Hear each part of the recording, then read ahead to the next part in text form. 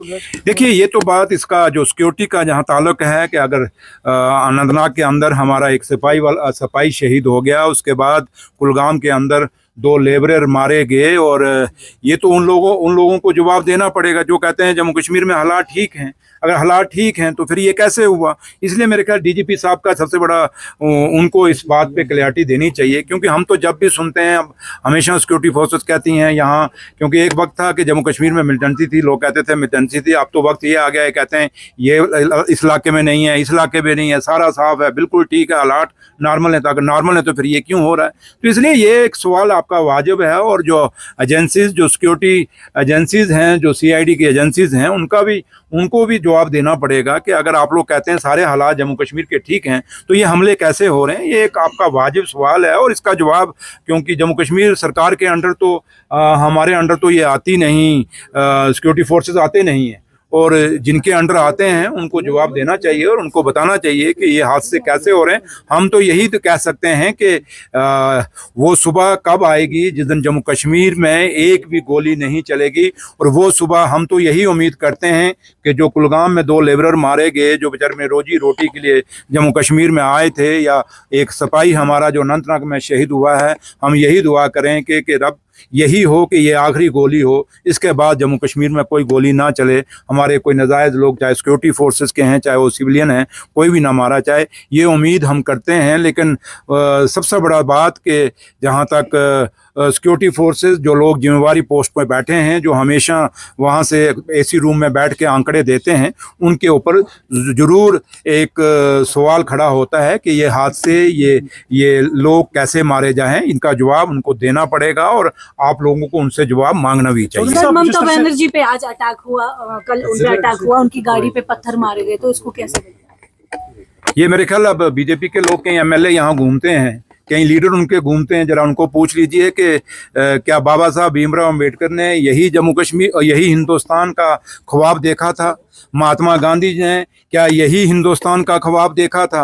राजगुरु, सुखदेव, भगत सिंह, जिन्होंने 23 साल की उम्र में भगत सिंह फांसी पे चढ़ गया, लटक गया, क्या इसीलिए अपनी माओ ने अपने बच्चे कुर्बान किए थे कि आज़ादी के बाद किसी को बोलने का हक नहीं दिया जाएगा, किसी को अपनी बात रखने का हक नहीं दिया जाएगा? इसलिए ममता बनर्जी पे अटैक होना, ये डेमोक्रेसी पे अटैक है। और बेशक चाहे वो लोग रूलिंग में हों या अपोजिशन हो, हर बंदे को अपना, और ये रूलिंग अपोजिशन तो अलग बात है, एक आम आदमी भी अगर अपनी बात रखता है तो उसको अपनी बात रखने का हक इस हिंदुस्तान में है। इस जगह आप हों, अगर एक बंदा टेंडर डालता है, लोवेस्ट डालता है, वो 40 भी डाले, उसको 40 ही मिल जाए, क्या आप रोक सकते हैं? कभी कोई नहीं रोक पाएगा। अब लोग सुनिए ना, कॉम्पिटेंट इनकॉम्पिटेंट की बात नहीं होती। ठेकेदार टेंडर, ई टेंडरिंग है, ई टेंडरिंग में कहीं चांस नहीं है। जो लोएस्ट आएगा, चाहे वो ए आए, बी आए, सी आए, डी आए, हाँ, ऐसे कोई टेंडरिंग में घोटाला है तो मुझे बोल दीजिए, मैं इंक्वायरी करूंगा, ऑफिसर के खिलाफ एक्शन लूंगा। जहां तक ई टेंडरिंग का ताल्लुक है, वहाँ बिल्कुल ट्रांसपेरेंसी है, और वहाँ कोई गुंजाइश नहीं है कि किसी को आप मदद कर सकते हैं। एक चीज, दूसरा, आपने मैग्डमाइजेशन की बात की कि डिले हो रही है, ये आपकी बात वाजिब है, क्योंकि इस बार जब हमने जम्मू से दरबार मूव हुआ था, अब हमें अप्रिशिएट करें हमें सरकार को कि हमारे डिपार्टमेंट को, हमने वहाँ अप्रैल में ही फाइल अप्रूव कर दी थी मैग्डमाइजेशन की। पिछले साल हम लेट हो गए थे, जिस कारण काफ़ी पैसा हमारा सरेंडर हुआ था, इसलिए हमने पहले ही, इस बार ऑनरेबल सीएम साहब की डायरेक्शन थी और उसके मुताबिक हमने अप्रैल में जब वहाँ से दरबार मूव हुआ, हमने ये जो प्लान था पूरा मैग्डमाइजेशन का कश्मीर का अप्रूव कर दिया था। लेकिन बैड लक, हमें नहीं पता था कि ये वार लग जाएगा, ईरान वाला जो वार हुआ उसके कारण रेट बढ़ गए, जिससे ठेकेदार नहीं माने। इस पे आपको पता है कि चीफ मिनिस्टर साहब ने 2 मीटिंग ले ली। एक मीटिंग अपने राब्ता में ली वहाँ ऑफिसर के साथ, उसके बाद एक मीटिंग ठेकेदारों के साथ भी हमने ली है। तो लिहाजा हम पूरा, हमारा आपका कंसर्न बड़ा जेन्युइन है, जायज़ है, लेकिन सरकार की तरफ से कहीं देरी नहीं, बल्कि अब हालात हैं दुनिया के, उन हालातों के साथ तो अब हमारे हाथ तो है नहीं कि जंग हम रोकें और कहें जी हमने कश्मीर का मैग्डमाइज हमारा रुक रहा है, हमारा मैग्डमाइज रुक रहा है, वो तो हम उनको कह नहीं सकते।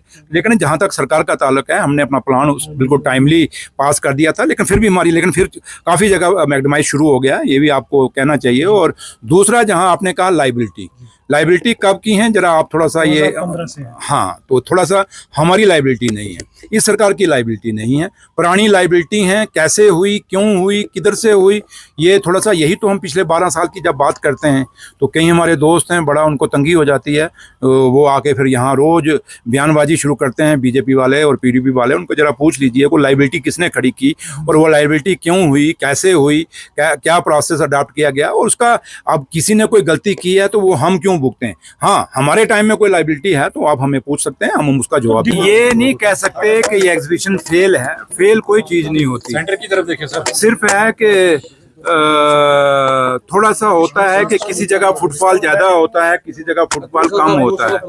अब थोड़ी सी ये लोकेशन है जहाँ पे ये आर्टिशन वेवर्स हैं, इनको थोड़ी शिकायत है, और पीछे मैं कल परसों इनकी एक वीडियो भी देख रहा था जिसमें इन्होंने अपने इश्यूज रेज किए थे और मैंने भी देखी, तो उसी कारण मैं आज ही आपके बीच में यहाँ इनके बीच में आया हूँ।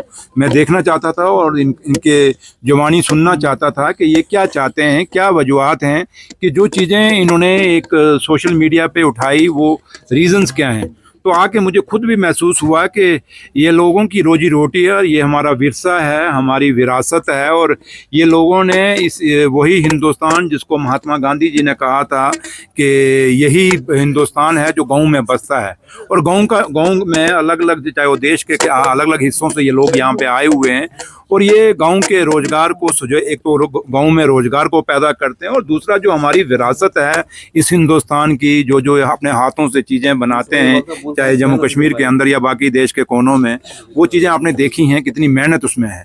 और खाली मेहनत नहीं होती, उसमें सब्र भी चाहिए होता है। खाली आप कहें कि मेहनत करेंगे, क्योंकि एक बड़ा टाइम लगता है इन चीज़ों को बनाने के। ये सारी फैक्ट्री मेड तो है नहीं, ये सारी हैंडमेड है।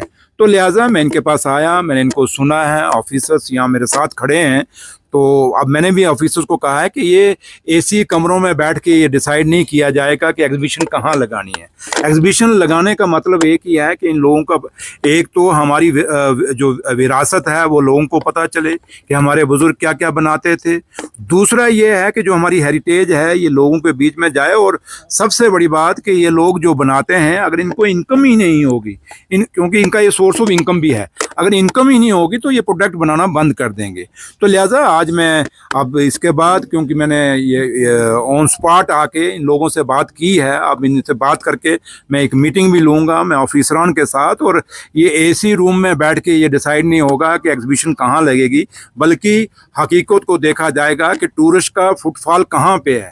आम लोग जो कश्मीर के हैं, जो रहने वाले हैं, ज़्यादा उनका आना जाना कौन कौन सी जगहों पे है, उसी के मुताबिक जो ये एग्जीबिशन हम लगाते हैं वो एग्जीबिशनें लगेंगी। खाली just for the sake of exhibition नहीं लगेगी, कि फॉर्मेलिटी नहीं की जाएगी, बल्कि हकीकत में एक सोर्स ऑफ इनकम गाँव का बचाया जाए, और दूसरा जो हमारी हेरिटेज है इसको भी बचाया जाए। इसलिए ये हैंडलूम एंड हैंडीक्राफ्ट डिपार्टमेंट का एक बहुत बड़ा डिपार्टमेंट है, और गवर्नमेंट इंडिया के तहत ये स्पॉन्सर एग्जीबिशन यहाँ पे लगी हुई है। और अब जो चीज़ें मैंने नोट की हैं वो चीज़ें अब अपने ऑफिसर से डिस्कस करूँगा, लेकिन इतना मैं यकीन आप लोगों के इन चैनलों के माध्यम से अपने इन लोगों को, आर्टिसंस को और वेवर्स को दूंगा कि आपकी मेहनत जाया नहीं होने देंगे।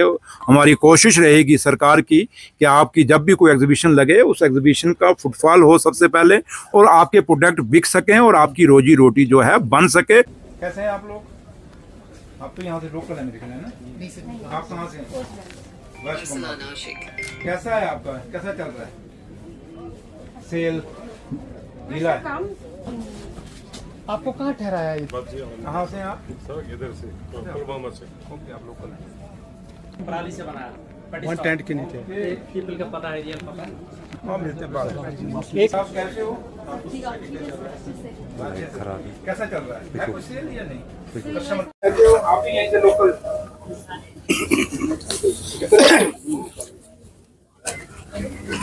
कैसे हैं? ये कहाँ से?